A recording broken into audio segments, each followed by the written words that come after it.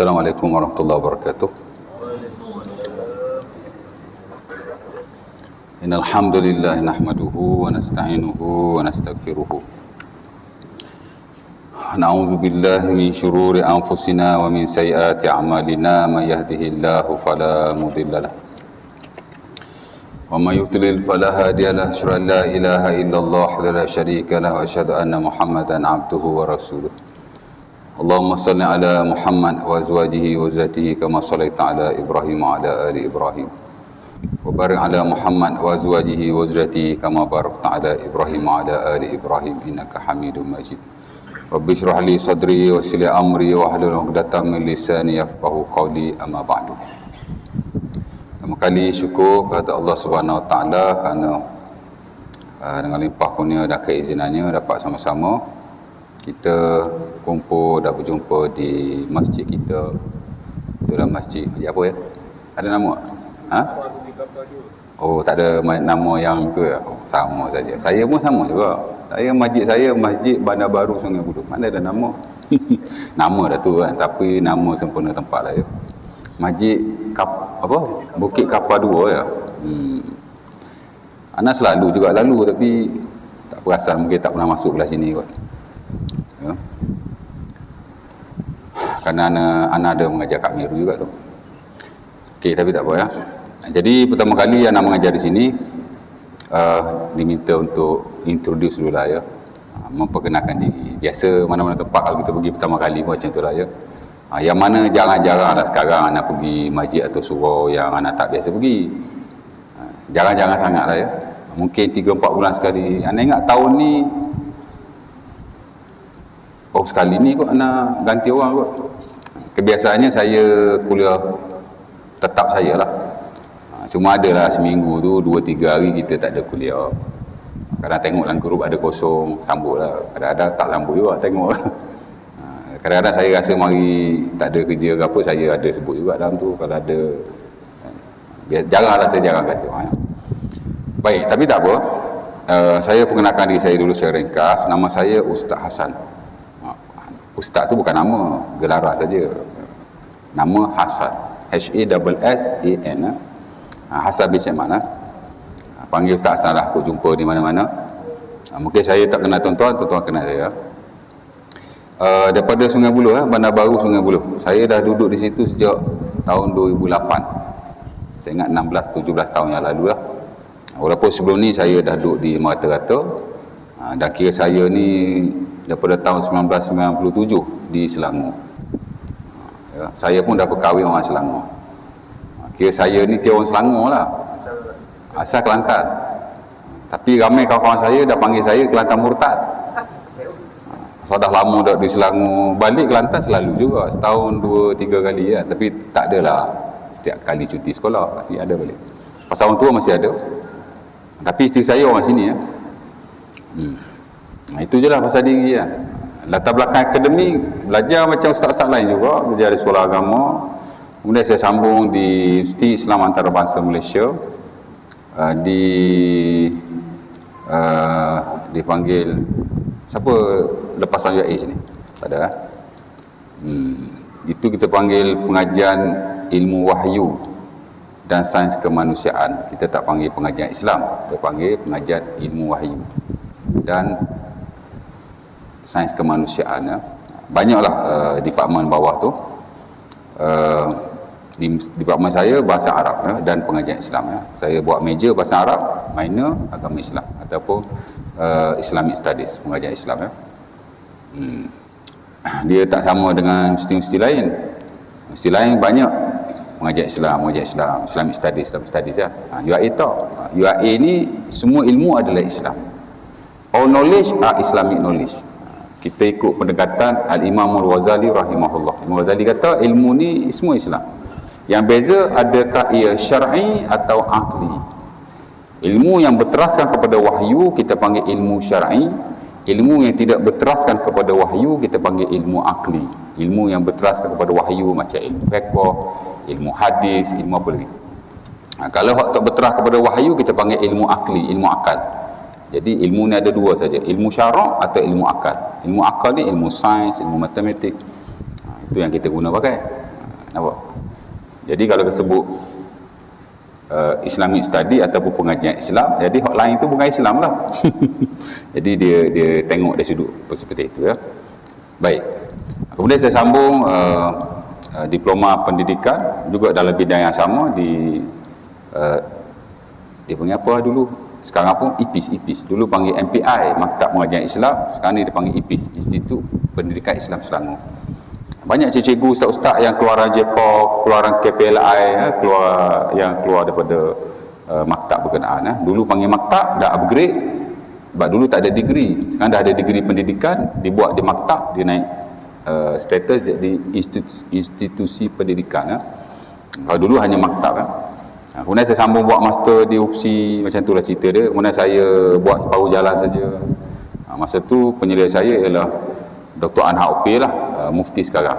Mufti sekarang guru saya tu main. Dan dia bila naik jadi mufti itu saya ada buat ziarah, dan saya tahun lepas pun saya ziarah juga. Ni pun dalam program nak ziarah dia. Kerana dalam PhD saya memang ada slot untuk dia lah. Kerana dia tu ahli jawatankuasa pemodalan wakaf Selangor. Saya terlibatlah dalam research saya, memang ada nama dia, saya akan jumpa dia juga, tapi bukan sekarang lah mungkin. Ya. Jadi UPSI saya stop, saya sambung di OUM lah, Open University. Sementara saya pun mengajar di situ secara part time. Saya pun buat master sekali lah. Kemudian saya sekarang buat PhD tuan. Itu sajalah, sikit saja. Overall saya ajar subjek macam-macam lah. Saya ajar hadis, saya ada ajar hadis 40 Nawawi, saya ada ajar tafsir, dan saya juga ajar fiqh ya. Sebagai tepat saya ajar fiqh ibadat, sebahagian saya ajar fiqh muamalat. Dan of course lah favourite saya ajar fiqh, sama ada ibadat atau muamalat. Dua-dua boleh ya. Kerana master bidang saya fiqh ibadat, khusus dalam bab fiqhul khilaf, the science of disagreement, maksudnya khilaf para ulama lah. Jadi ibadat lah tu. PhD saya muamalat ya. Jadi saya boleh ajar dua-dua lah ya. Sekarang ni of course lah saya banyak fokus pada muamalat. Kita ada grup kita, dan dia untuk kemudahan saya sendiri lah, saya nak buat PhD apa itu ini. Tapi tak apa, itu diri saya, tak ada guna-guna apa-apa, cuma untuk pengenalan rekas. Sikit-sikit sudah lah kan. Lebih-lebih kan masa, tengok masa sekejap aja. Okey, saya tadi biasalah bila ganti orang nak fikir tajuk susah juga Syekh. Imam kita wasana tadi kan, Hasal nama kan. Memang susah cari tajuk tuan.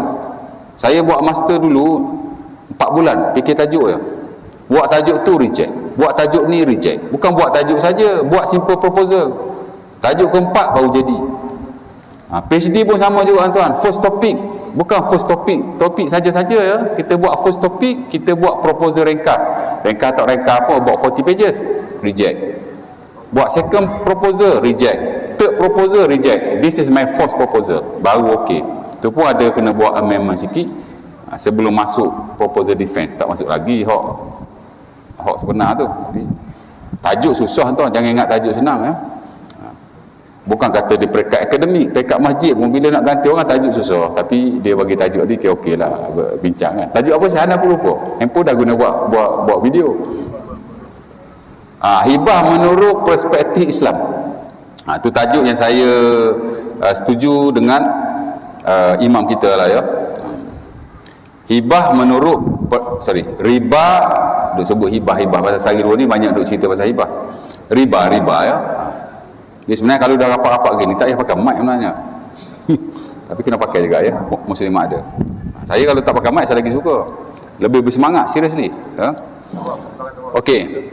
Tajuk kita pada hari ini ialah riba menurut ataupun dalam perspektif Islam. Dekat sikit ya. Rasa macam kuat sangat pula. Seorang anak dah kuat. Okey. Itu tajuk kita pada hari ini. Dan sebenarnya tuan-tuan, tajuk ni dalam muamalat ialah tajuk yang besar. It is a big topic. Mula-mula dibagi tajuk besar lagi sebenarnya pada awal tu, muamalat dan penyelesaiannya macam tu kan. Oh besar tu, hampir ke semua ilmu muamalat yang ada. Saya skop kecil sikit lah, riba menurut perspektif syarah. Sebenarnya ia satu tajuk yang besar, tapi hari ini saya rangkumkan kepada 4 perkara saja yang menjurus kepada riba, ya. Dan saya ajar di Masjid Surah, tuan-tuan, saya tak ajar macam saya ajar di universiti saya ajar juga fiqh muamalat, sebab saya buat part time di situ, OUM di Cawangan Rampai, ya. Sebelum ni lah, tapi saya dah stop 3 tahun yang lepas. Saya lama juga mengajar, 5-6 tahun dulu. Saya ajar fiqh muamalat, saya ajar fiqh ibadat, dan saya ajar juga fiqh munakahat. Fiqh qada je saya tak ajar. Dan anak murid saya, tuan-tuan, bukan budak-budak after SPM. Anak murid saya ialah ustaz-ustaz juga. Ustaz-ustaz sekolah agama sebahagian besar daripada dia, dan sebahagian kecil daripada dia adalah pegawai-pegawai agama di majlis-majlis agama yang mereka tak ada degree, mereka buat degree. Jadi bila anak murid ni ustaz juga, nak mengajar mencabarlah sikit, ya. Alhamdulillah lah, boleh ajar dengan baik, ya. Fiqh muamalat pun saya ajar di situ, walaupun modul di universiti untuk diploma dan degree tidaklah banyak, ia hanya melibatkan 10 topik sahaja. Mungkinlah kita kata 10 atau 20% daripada muamalat keseluruhan. Sama juga bila saya sendiri buat master, kita ada satu subjek khas, tajuknya ialah muamalat kontemporer, muamalat semasa, ya. Master ni memang kita banyak subjek semasa. Kalau tafsir, tafsir semasa. Kalau muamalat, muamalat semasa, ya. Tajuk banyak semasa-semasa. Pasal kita memang kena ada ilmu tentang masa kini lah dalam mana-mana bab pun. Muamalat pun sama juga, ya. Baik. Tajuk riba ni, tuan-tuan, dia tajuk yang besar sebenarnya. Bahkan dalam muamalat, kita ada sekurang-kurangnya ada 9 kitab yang besar. Kitab-kitab ni maksud bab yang besar, ya, bukan kitab buku. Kitab ni dari sudut bahasa dia ada 2. Pertama, buku lah. Kitab-kitab ni buku. Bahasa Melayu bila sebut kitab, kitab agama. Kalau buku bukan agama, dia tak sebut kitab, dia sebut buku, betul tak? Sebenarnya sama saja. Kitabun dalam bahasa Arab diterjemahkan ke dalam bahasa Melayu buku. Orang Arab ni kitab agama ke kitab bukan agama ke, dia tetap sebut kitab, ya. Itu satu. Yang kedua, dalam ilmu fiqh, bila sebut kitab, dia tak merujuk pada kitab atau buku yang tuan-tuan faham ni. Dia merujuk kepada bab yang besar yang ada dalam sesuatu bidang fiqh, ya. Kita ada bidang ibadat, fiqhul ibadat, the science of ibadat, ya. Mana belajar pasal ibadat lah. Dalam ibadat tu dia ada kutubul ibadat, kitab-kitab ibadat. Kita ada kitabus solat, boleh faham, ya? Kitab ni mana bab yang besar, kitab semayang, ya. Kita ada kitabut taharah dulu. Kitabut taharah mana the chapter of the, kitab ni bukan chapter, the book of purification. Belajar taharah dulu. Kitabus solat, kitabuz zakat, kitabul hajj, kitabul jihad. Kebiasaannya ulama tak masuk jihad dalam ibadat, tapi sebahagian macam Imam Ghazali dia masuk jihad dalam ibadat, kerana katanya jihad adalah ibadat, dia masuk bab jihad, itu kita. Dalam muamalat pun sama, kita ada kitab-kitab tertentu. Kalau ikut muamalat klasik, tuan-tuan, tak kurang daripada 9 kitab kesemuanya. Bermula daripada kitabul buyu', kitab jual beli, book of sales and trading, akhir sekali dengan kitabul itik, ya, kitab pembebasan hamba, ya, the book of slavery freedom, mana bagaimana seseorang itu nak membebaskan hamba. Pasal apa hamba ada dalam muamalat? Kerana hamba adalah harta pada zaman dulu. Hamba ni dikira harta. Batu hamba boleh diwakafkan, hamba boleh dipinjamkan, hamba boleh di apa-apalah, sebab dia macam harta. Dan Nabi melarang sesiapa yang ada harta, dan Nabi melarang siapa-siapa yang ada hamba, dia tidak ada harta selain daripada itu, mensedekahkan hamba itu, melainkan dia mesti tinggalkan hambanya kepada waris-warisnya, ya. Umpama hadis diriwayatkan dalam Sahih Muslim pada Huzaifah, ada seorang sahabat tu, tuan-tuan, dia ada 4 orang hamba, ya, dan keempat-empat tu dibebaskan setelah dia mati. Dia panggil tadbir. Ada satu istilah dalam perhambaan, istilah harta biasa kita panggil wasiat. Bila aku mati, aku wasiatkan harta ni kepada fulan bin fulan, kepada masjid, kepada apa-apa institusi, itu dipanggil wasiat. Wasiat ni hanya berkuat kuasa ketika mati. Selagi tak mati, harta tu tak jadi kepada hak kita wasiat tu lah. Dan dia boleh ditarik balik. Aku wasiatlah harta aku ni kepada imam. Kalau aku mati, 1/3 hartaku aku beri kepada Imam Hasal. Oh, saya jutawan pula tu. Kalau 1/3 daripada 1 juta, dah dapat 300,000. Oh, seronok lah Ustaz Hasal. Contoh minta maaf ya. Lepas tu lah, after 1 month saya fikir balik, tak nak bagilah kat Ustaz Hasal, dia bukan baik sangat dengan aku pun.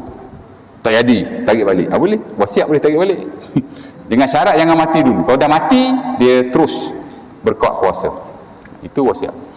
Dalam konteks hamba ni, dia tak panggil wasiat, dia panggil tadbir. Ya, maksudnya kita memerdekakannya setelah kita mati. Kita wasiat ke anak kita, kalau abah mati, hamba abah ni mereka boleh, boleh. Tapi dengan sebab dia tidak ada harta yang lain, bila dia mati, anak dia bebaskan. Nabi panggil balik, mari pak hamba ni, mari sini, buat cabutan undi. Kerana empat harta ni, pak hamba ni, itu saja harta yang dia ada. Dia tak boleh wasiat lebih daripada 1/3. Jadi di kalangan pak hamba ni, dia boleh bebas seorang saja, tak boleh empat-empat. Dia wasiat dah kalau kira tu, tapi Nabi stop, tak boleh. Nabi buat cabutan, cabut. Jadi siapa hak cabutan dia tu lulus, cabutlah kan. Dia saja dibebaskan. 3 Nabi beri kepada anaknya. Pasal apa? Kerana hamba adalah harta dalam konteks dululah. Jadi ia satu benda yang bernilai dan tak boleh dilakukan sewenang-wenangnya. Ya. Baik. Jadi ada banyak bab tuan, daripada Kitabul Buyuk sampai Kitabul Atiq. Ada macam-macam kitab di tengah-tengah yang saya tak perlu sebutlah. Hak mula-mula Kitabul Buyuk, kitab jual beli. Setiap kitab ni ada bab-bab dia pula. Macam ibadat juga. Ibadat tuan-tuan, kitab taharah. Saya tanya imam, ada berapa bab? Sudah. Tanya orang lain lah. Taharah tuan-tuan ada sekurang-kurang 11 bab. Ada babul miyah, bab air. Ada babu al-aniyah, bab bekas-bekas makanan. Sebab air nak letak dalam bekas-bekas makanan. Jika air yang bersih diletak dalam bekas makanan atau bekas minuman yang najis, menjadi najis. Pasal orang Arab zaman dulu, bekas-bekas makanan dan minuman diperbuat dari kulit-kulit haiwan. Sebagai kulit haiwan itu adalah najis, bangkai dan seumpamanya. Pergi pula bab fitrah, baru masuk bab wudu, bab tayamum, bab macam-macam tuan. Akhir bab haid dan nifas. Ada setengah ulama ujung bab najis dan cara pembersihan. Ada 11. Semayang pula ada berapa bab? 10-11 juga. Ibadat pun, muamalat pun sama juga tuan. Seumpama kitab ibadat juga. Muamalat ada berapa kitab saya sebut tadi? Ada 9 kitab sekurang-kurangnya. Mungkin ada yang 9, ada yang 10. Tengoklah dia pecah-pecahkan macam mana. Dalam setiap kitab tu pula ada bab-bab tertentu. Kitabul Buyuk ada sekurang-kurang 10 bab. Ada 10 bab tuan. Ya. Dengan syarat jual belinya, dengan rukun jual belinya, dengan bab macam-macam saya sebut pun payah juga kan, pasal istilah Arab. Ada babul hiwalah, ada bab al-buyuk al-muharramah, macam-macam tuan. Tapi terselit di situ satu bab yang disebut sebagai babur riba. Kebiasaannya ulama akan masuk bab riba ni dalam Kitabul Buyuk, dalam kitab jual beli. Kitab jual beli ada banyak bab, muamalat ada banyak bab. Satu bab ialah jual beli. Dalam jual beli itu ada banyak bab yang lain.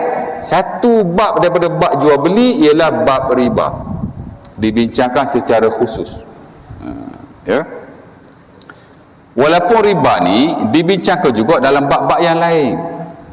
Alah, sama macam ibadat pun, betul tak?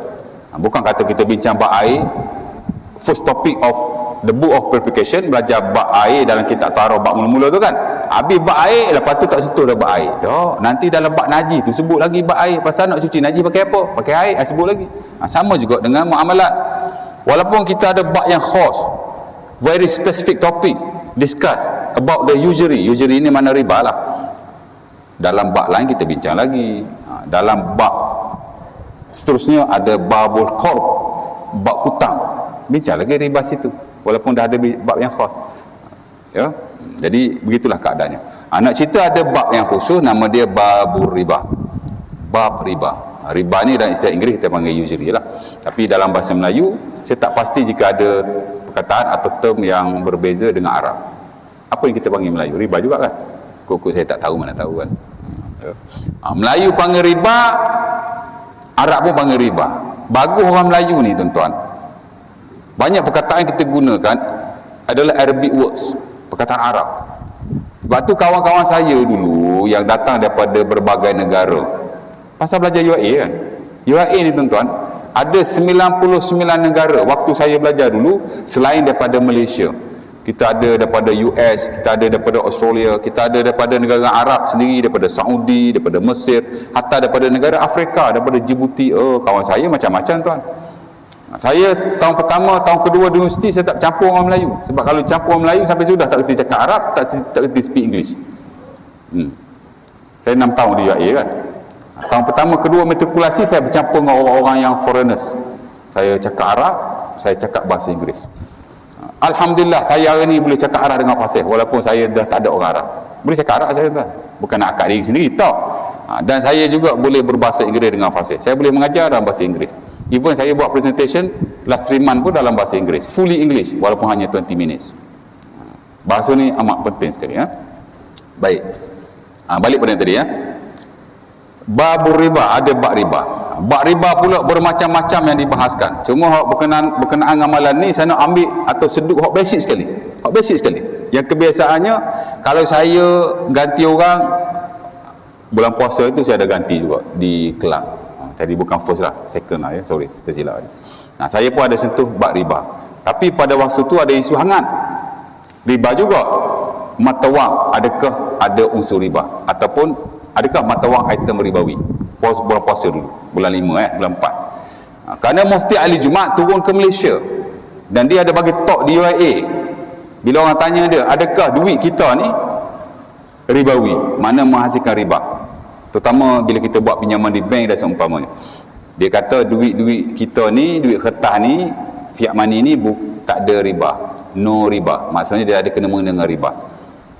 Jadi banyak orang buat perbincangan dan seumpamanya, termasuk saya sendiri. Jadi isu hangat masa tu riba berkenaan dengan duit kertas, adakah ada unsur riba.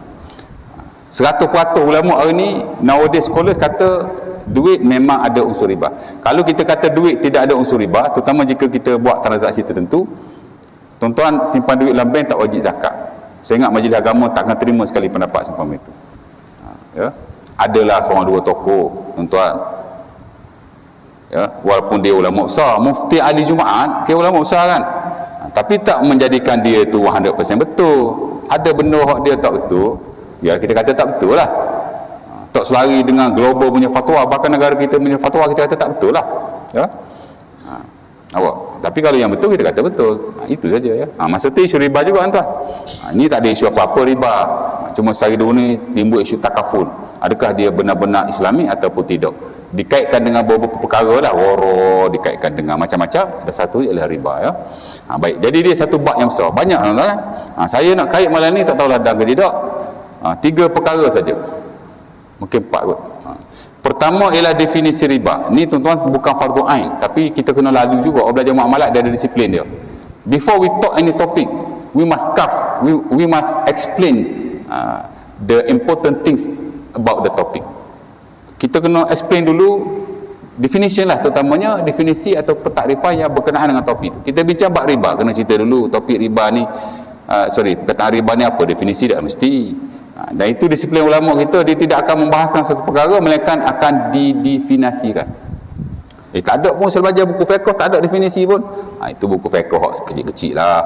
Kalau buku hak betul-betul ilmiah mesti explain dulu definisi dia, takrifan dia tu apa.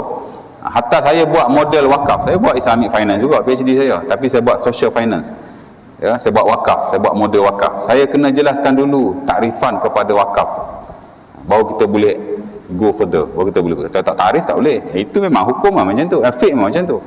Jadi riba ni tuan-tuan, secara bahasanya kita panggil tambahan. Apa-apa yang kita tambah ke atas sesuatu harta, itu riba. Ya, kita tambah saja dia panggil riba. Dan Allah Ta'ala sebut dalam surah Al-Hajj ayat yang kelima, tuan-tuan boleh tengok balik pentafsirannya, di mana Allah Ta'ala kata bila diturunkan hujan, bumi ni jadi riba, yakni bumi jadi bertambah dengan pokok-pokoknya, dengan batu-batanya. Itulah makna riba. Dalam istilah Arab kita panggil ziyadah. Riba-riba ni ialah tambahan. Dia bukan hanya pada harta, apa-apa yang bertambah kita panggil riba Ya, itu secara bahasa. Tapi secara bahasa dalam syarak dia tak main peranan. Adalah hubung kait sikit sebanyak, tapi bukan itu fokusnya. Fokus kita ialah dalam syarak. Apa definisi dalam syarak? Riba-riba ni ialah tambahan juga, tapi tambahan ke atas harta pokok yang tidak diterima oleh syarak. Kita ada harta, sebagian besar tambahan kepada harta dibenarkan, melainkan yang tidak dibenarkan itu riba. Dia muamalah ni dia sama ibadat. Ibadat kita tak boleh nak buat ibadat sendiri. Oh, saya ustaz sembahyang 5 waktu ni sikit sangat, saya nak tambah sewaktu lagi lah ustaz. Ya tak? Tak boleh. Oh, kita ni Maulud Nabi every year, apa salah kalau kita buat solat sunat Maulidur Rasul? Boleh? Boleh Pak Imam? Pasal apa? Ibadat mana boleh begitu? Asal-asal ibadat haram. Nak rekod-rekod sendiri tak boleh. Tapi muamalat berbeza, dia terbalik. Pasal dia bersebab dengan keduniaan, harta dunia. Asal-asal muamalat harus, melainkan jika ada dalil yang melarang baru tak boleh. Ya. Jadi harta dunia ni mula dengan harus, kalau ada dalil baru tak boleh. Jadi kata tadi tambahan. Jadi apa-apa tambah boleh. Masjid ni asas-asas kecil, lepas tu ditambah sana, tambah sini, tambah sana, tambah sini, jadi besar. Macam masjid ni okeylah, masjid besar dah. Macam masjid di tempat anak, asas kecil je, masjid Mata Pagar. Coek dulu surau, lepas tu tambah sikit, tambah sikit, tambah sikit, tambah sikit. Itu kita tengok tu lain macam dia punya design apa gitu. Nak lain macam mana, dah tambah ikut si. Ya?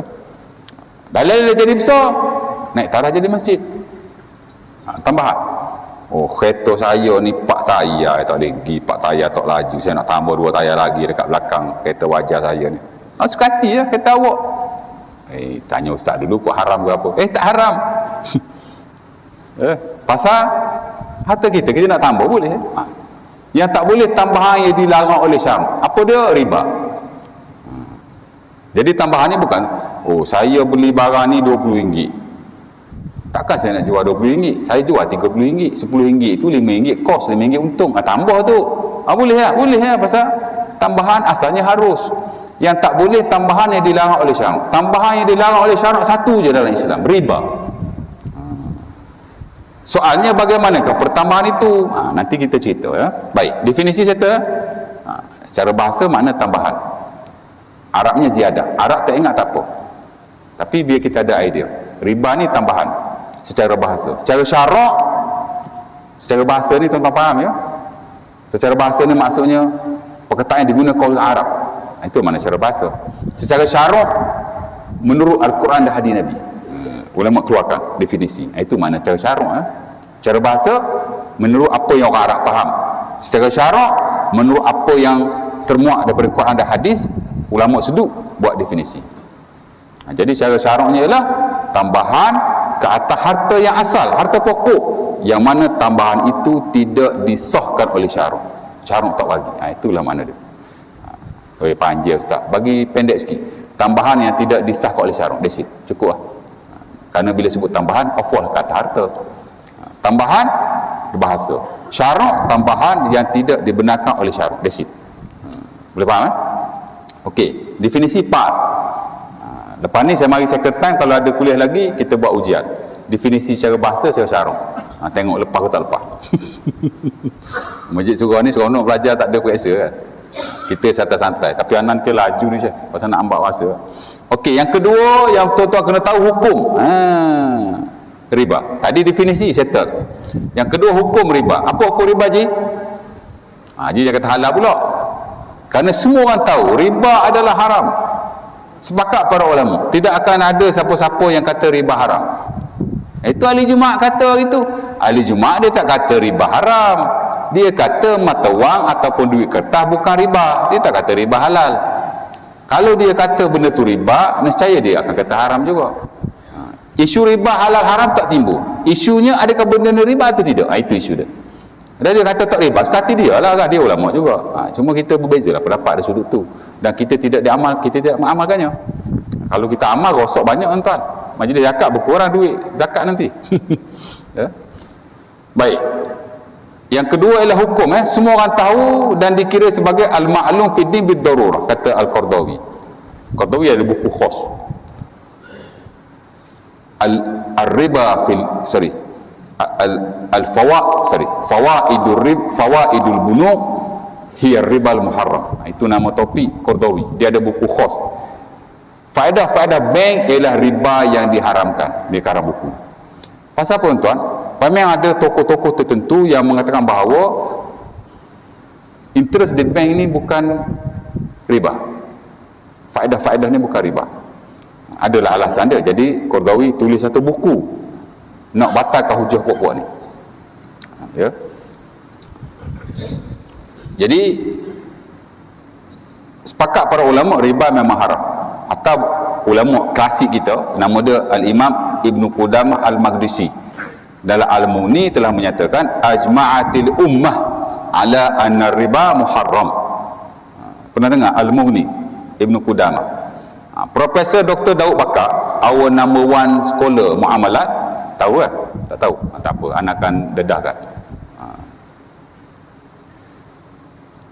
Dia pernah ditanya dalam satu wawancara dengan Ustaz Fawaz, belum doktor lagi ya. Ustaz Fawaz ni terkenal juga lah. Ustaz Fawaz apa nama? Fadil antara ustaz yang mahir usul fiqh lah di Malaysia ni. Saya pun banyak juga tengok ceramah dia, tengok seminar yang dia buat.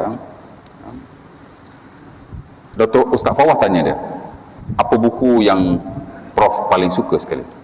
Daud Bakar? Tak kenal Daud Bakar? Kalau tak kenal Daud Bakar tu kena ngaji muamalat lagi lah jawab je. Ada fiqh muamalat sini? Tak ada. Belum ada lagi. Kena buat Syekh. Tapi tak perlu panggil anak. Orang lain pun boleh. Janji ada kelayakan lah. Jangan panggil, minta maaf cakap lah, kalau yang konservatif macam pondok itu ini, kalau dia saring dengan yang terkini, okey. Kalau dia tak saring, ada masalah sikit ya. Kerana muamalat ni tuan-tuan, kita kena ikut hot latest. Bila hot latest? 20 tahun atau 30 tahun ke atas. Start tahun 1980-an. Kita tengok fatwa terkini. Kalau kita guna buku klasik, boleh. Macam baru-baru ni di surau saya, ada datang seorang ganti-ganti macam ni lah. Dia ajar muamalat, pasal ganti kan. Dia rujuk iqna'. Jadi ada beberapa persoalan yang disampaikan itu tak tepat dengan fatwa semasa. Jadi dia pun tanya saya. Surau tu masa ajar muamalat. Jadi bila saya pergi itu, jadi dia beritahu lah begini-begini. Saya kata betul tapi tak tepat. Betul lah, kitab tu betul. Betul bukan salah, tapi tak tepat lah. Dia kata hibah wajib lafaz. Kalau tak lafaz, kalau tak tukar nama, wajib fara'i. Itu isu lain lah, tapi tak tepat lah ya. Fatwa semasa tak sama, tak tepat sama sekali. Baik. Apa tadi? Jadi Daud Bakar kata buku yang saya paling suka ialah Al-Mughni. Buku yang saya rujuk ni lah. Kata Ibn Qudamah, telah sepakat ummah, bukan sepakat ulama. Kalau sepakat ulama ni benda biasa. Ini ummah, ajma'atil ummah, seluruh umat telah bersepakat bahawa riba adalah haram. Pasal apa begitu? Pasal dalam Quran, antara benda yang Allah Ta'ala sebut clear cut, tak ada selindung-selindung, direct, straight away, Mak Saleh kata, ialah tentang riba. Isyak ke? Ya, riba ni Allah Ta'ala sebut direct. Tuan-tuan boleh rujuk ayat riba, Allah Ta'ala sebut secara terkumpul dalam surah Al-Baqarah daripada 275 sampai 279. Tidak akan ada orang kata riba halal, kerana direct Allah Ta'ala kata riba haram. Di samping hadis-hadis Nabi yang terlalu banyak ya. Hadis Nabi larang riba, hadis Nabi sebut azab riba. Tuan-tuan kalau pernah dengar, seumpama yang diriwayatkan oleh Bukhari Muslim, tapi ialah bila tak ada kelas riba, mungkin dia tak baca hadis ni ya. Pasal hadis ni memang, tapi kalau belajar bab semayang, ada juga hadis ni pasal semayang. Hadis yang teramat panjang sekali, hadis Ubadah, di mana Nabi telah dibawa berjalan oleh dua malaikat. Ya, tak tahulah malaikat apa. Isyak lah ya. Tak apa, sambung. Kita azan dulu, lepas tu kita sambung sikit ya. Mungkin 10-15 minit kot. Anak drive tadi sejam, jadi kuliah kena sejam juga. tak, insyaAllah tak. Sambung sikit ya. Allahu Akbar, bismillah.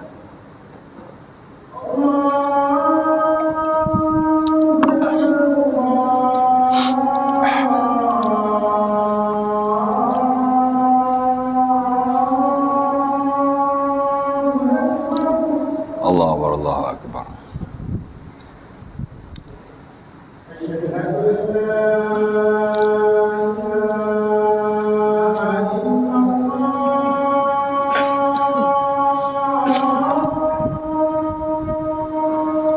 Asyhadu an la ilaha illallah.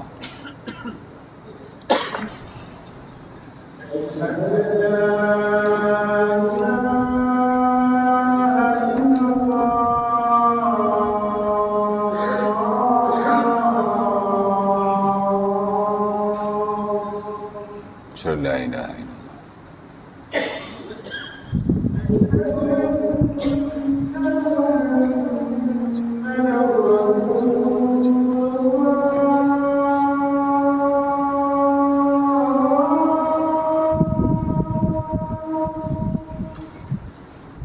Asyhadu anna Muhammadan Rasulullah.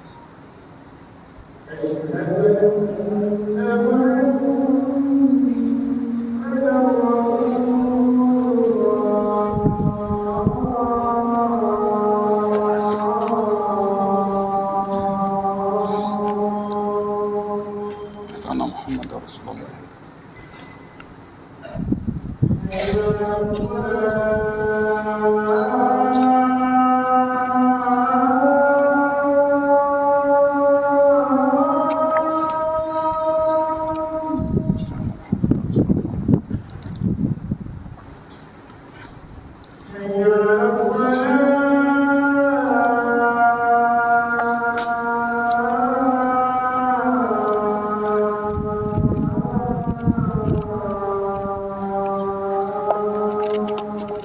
La haula wala quwwata illa billah.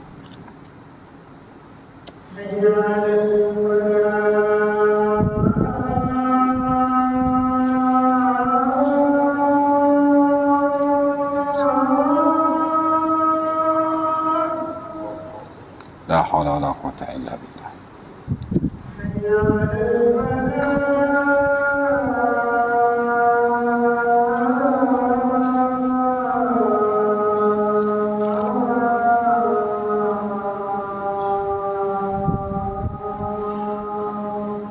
La haula wala quwwata illa billah.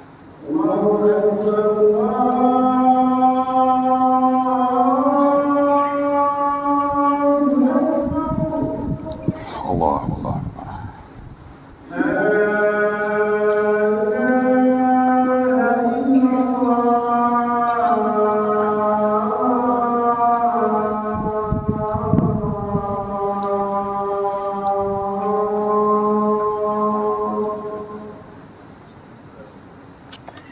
La ilaha illallah. Allahumma salli ala Muhammad. Allahumma rabb hadhihi qamati Muhammad. Allahumma syukran atina wa akhirah. Okey, baik. Jadi hukum memang haram lah ya. Sepakat para ulama, banyak hadis-hadisnya. Ayat Qurannya pun ada 275 sampai 279. 5 ayat straight away Allah Taala jelaskan tentang pengharaman riba. Dalam hadis Nabi ada banyak lagi ya. Ada hadis yang Nabi larang, ada hadis Nabi sebut azab riba. Dan ada yang Nabi sebut dosa juga. Dalam hadis Ubadah tu, Nabi dia bawa berjalan, Nabi dilihat azab orang yang tinggal semayang, ya, azab orang yang berzina. Salah satu juga azab orang yang makan riba. Makan riba esok-esok tuan-tuan, orang yang makan riba esok-esok tuan-tuan, dia akan berenang di lautan darah. Dan setiap kali dia nak pergi ke tepi, dia akan dibaling dengan batu sehingga pecah dah atau hancur kepalanya. Jadi bila habis perjalanan Nabi, Nabi tanya, siapa lah sungai tu? Nabi, malaikat pun cakap dekat Nabi atau Rasulullah, allazi ra'aitahu fil nahri kilur riba. Ya, orang yang kamu tengok tadi kat sungai darah tadi yang kena balun sampai pecah kepala apa gitu ini adalah pemakan riba. Ya. Oh, saya tak makan riba ustaz. Nanti dulu, relax dulu ya. Okey, jadi hukum sepakatlah. Banyak hadis tuan. Kalau saya baca, takut juga tuan. Tapi kadang-kadang buat juga kan. Nabi kata ar-riba sab'una huban. Itu hadis Abi Hurairah, juga dalam Sunan Ibnu Majah. Kalau Ibnu Mas'ud sab'una baban, dia ada beza sikit. Tapi Nabi kata aisaruhu atau aisaruha ayakah rajul ummah. Hadis Abi Hurairah, Nabi kata riba ni ada 70 dosa. Yang paling ringan ialah seumpama seorang itu berzina dengan ibunya. It's a very very big sin. Sebab itu akhir surah Al-Baqarah tu bukan. Sebab itu akhir ayat 279 Allah Taala kata riba tak boleh. Siapa-siapa yang buat riba, dia telah isytihar perang pada Allah dan Rasul. Ya. Ayat tu saya tak dah baca, bukan saya tak hafal, tapi masa singkat. Saya bagi tahu poin-poin saja. Jadi Nabi kata riba ada 70 pintu. Hadis Abu Hurairah. Hadis Ibnu Mas'ud, hadis Ibnu Mas'ud. Hadis Abu Hurairah ada 70 dosa. Pintu yang paling ringan atau dosa yang paling ringan ialah seumpama berzina dengan ibunya. Siapa yang boleh imagine macam mana berzina dengan ibunya sendiri? No one can imagine. Walaupun bapak buat riba, kepala riba, dia tak boleh imagine pasal benda ni berat sangat. Darhamun ya'kuluhu rajulun minar riba au fil riba. Bukan macam itu tak dia. Darhamun ya'kuluhu rajulu riban a'zam indallah min salasatin wa sittina zina. Itu hadis apa tu? Abdullah bin Hanzalah dalam Musnad Ahmad. Sahih lah. Kau nak baca hadis mesti sahih tak? Jarang nak baca hadis dhaif. Pasal ini bab hukum. Hukum mana boleh hadis dhaif?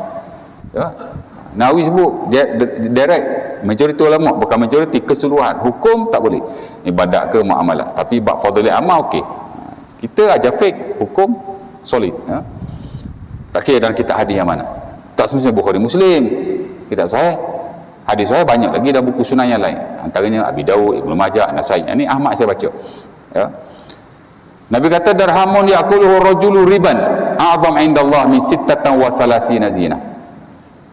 Satu darham orang makan riba lebih besar di sisi Allah berbanding 36 kali berzina.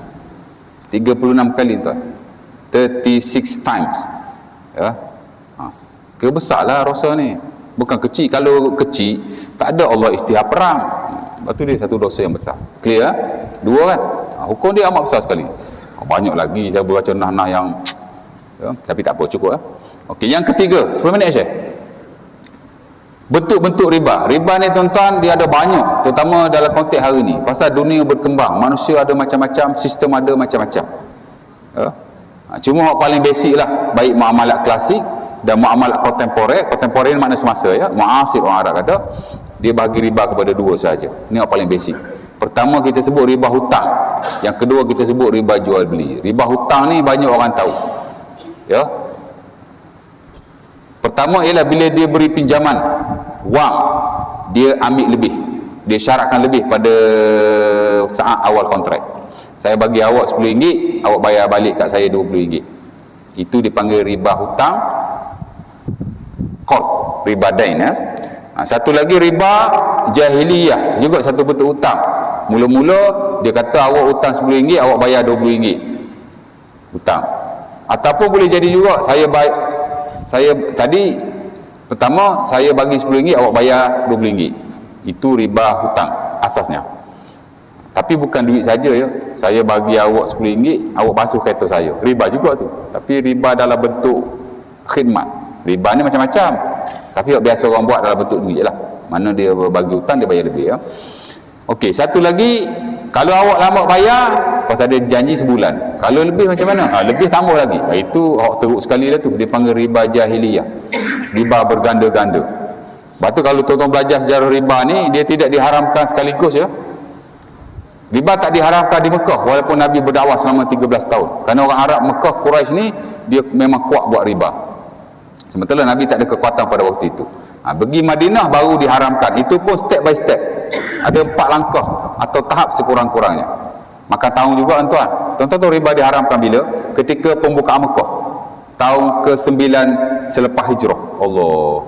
Setahun Nabi nak wafat baru diharamkan riba. Sebab riba telah berdarah daging dalam tubuh manusia, terutama yang berniaga.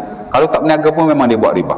Jadi nak eliminate, nak haramkan susah. Jadi ujung dia peringkat-peringkat ya.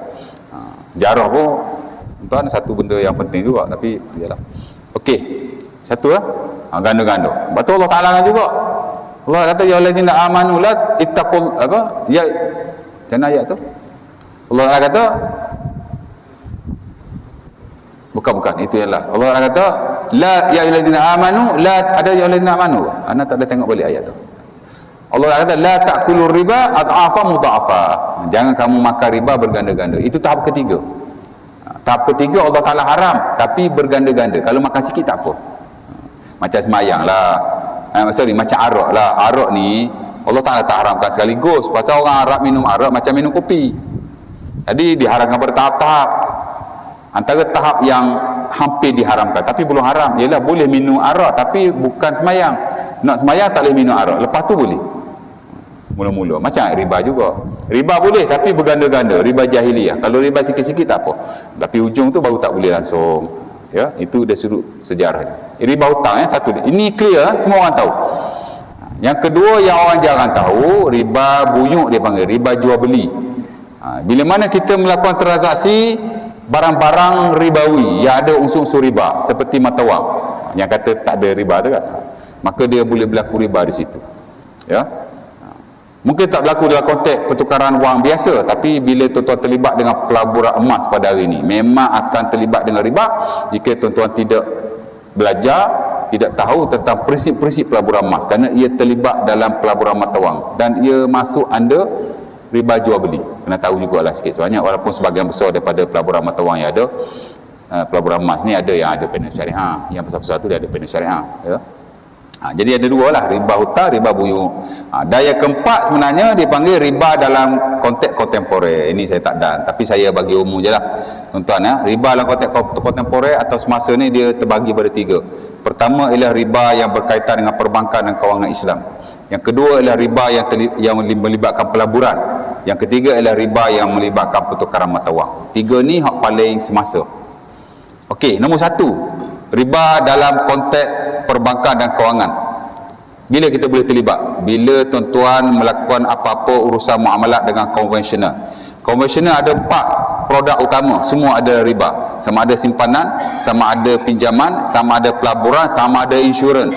Semua produk yang ada semua riba. Macam mana riba? Saya tak boleh explain lah, masa dah habis. Tapi elakkan konvensional. Ada surau yang buka akaun konvensional lah, surau pun buka akaun konvensional. Ada real. Saya baru sehari dua ni bincang dalam grup kita, ya, di mana satu jabatan mufti memberi fatwa apa hukum simpan dalam konvensional, tapi dia tak sebut konvensional haram. Dia kata, orang tu tanya, kalau duit simpan dalam konvensional, duit faedah tu nak buat apa? Buat jamban boleh?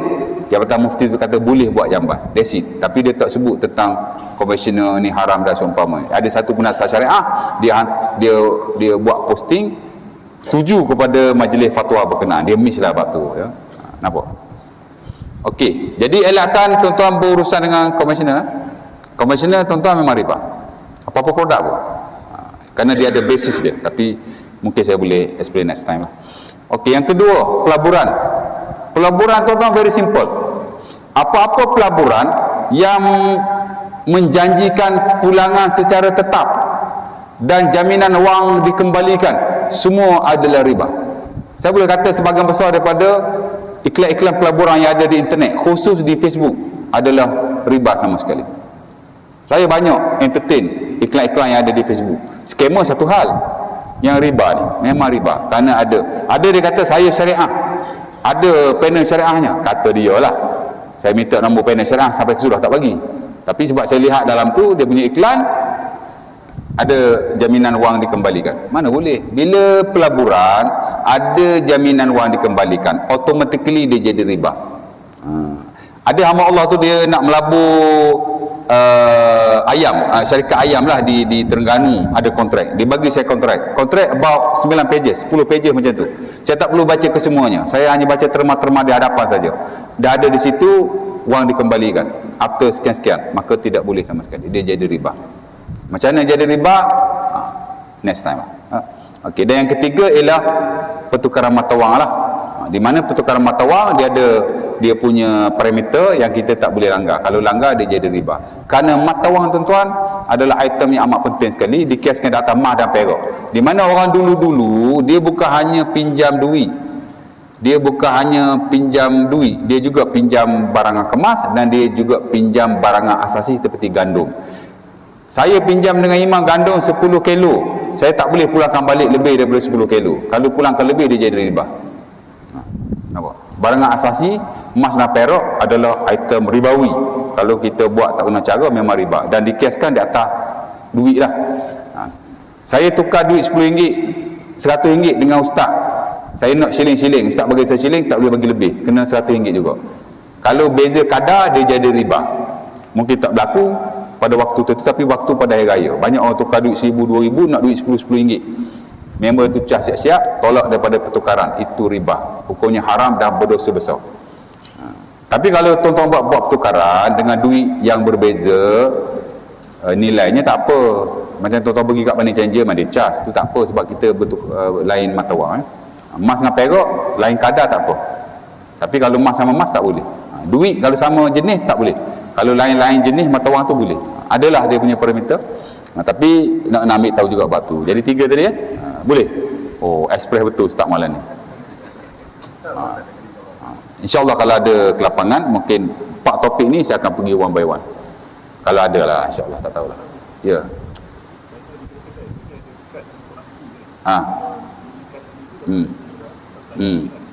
Okey, kad diskaun. Kad apa nama nak panggil terpulang lah ya. Tapi kebiasaannya kad diskaun lah, kad ahli, kad diskaun, kad apa saja. Okey, kad yang mana melayakkan kita untuk dapat diskaun tertentu.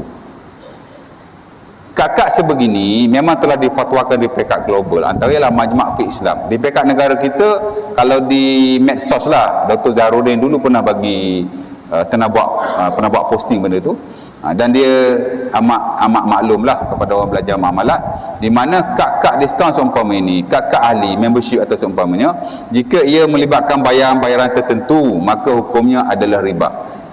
Melainkan bayaran itu hanya untuk pengurusan costing atau seumpamanya dalam lingkungan yang munasabah. Sebagai ilmuwan hari ni bagi standard 10 hingga 20 ringgit saja.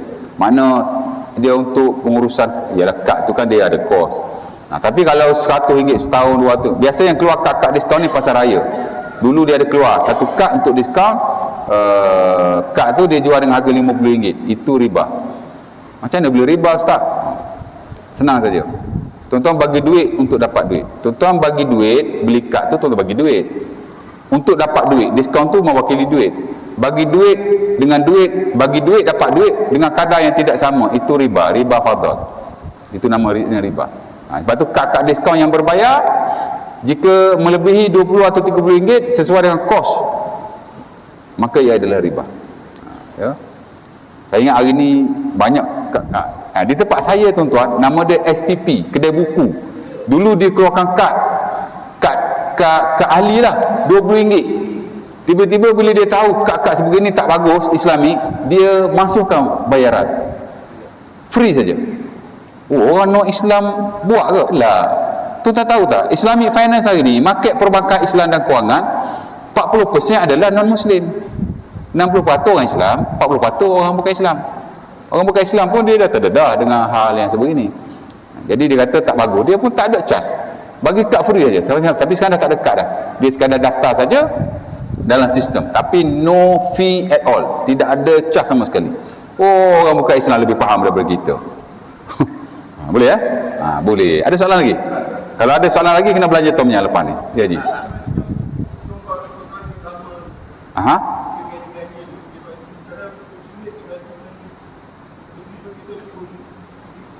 Pertukaran apa tu? Okey, duit lama dia kena lihat. Jika ia masih sah diperakukan, maka dia tak boleh ditukar begitu saja. Dia akan jadi riba. Riba fadhal itulah. Tapi kalau duit tu sudah tidak sah lagi diperakukan, duit-duit lama yang memang tak laku lah. Kalau tuan ambil duit tu pergi beli kedai, orang tak nak.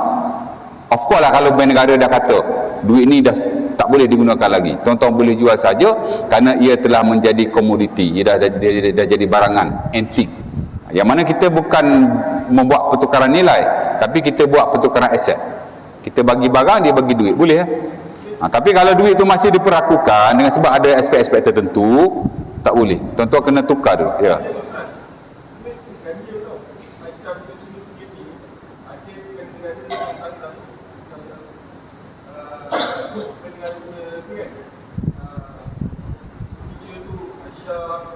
Ya, tahu. Ya.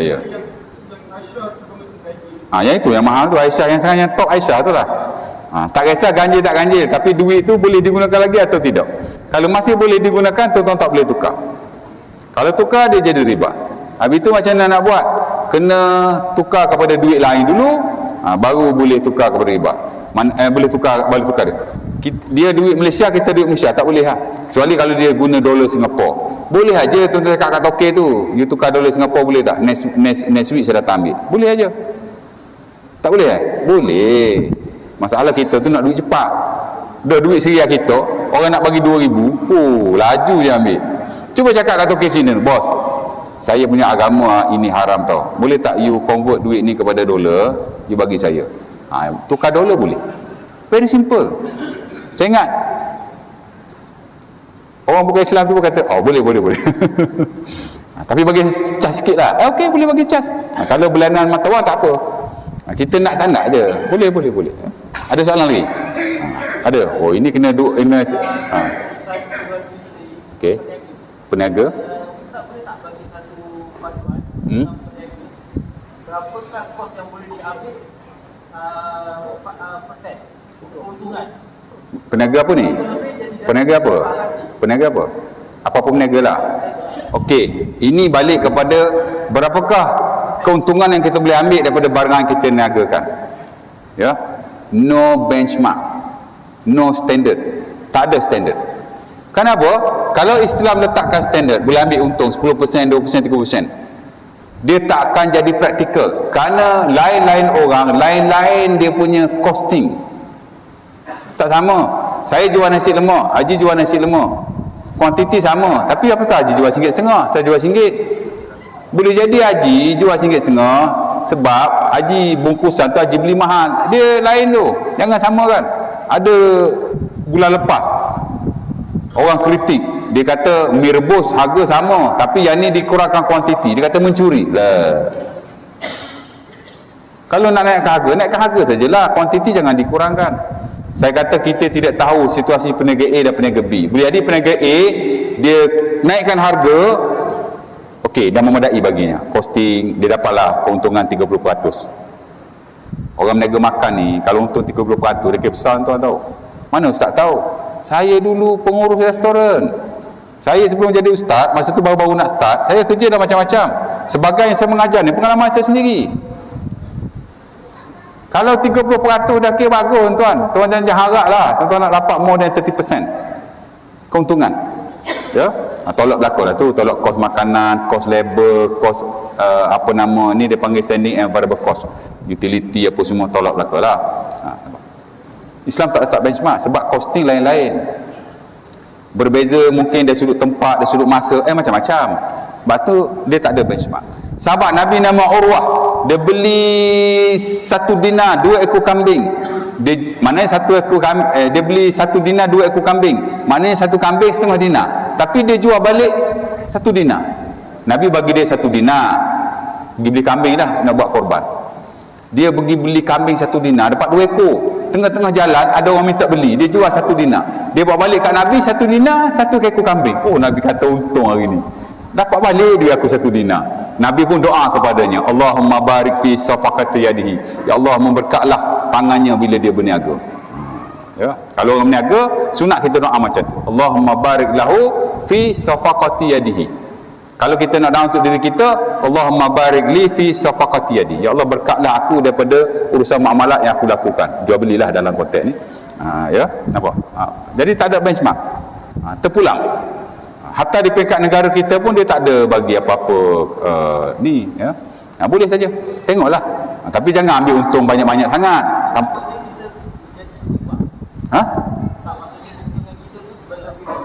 Tak ada riba. Keuntungan dalam barangan yang diniagakan, hak keuntungan tidak ada. Islam tak pernah letak benchmark.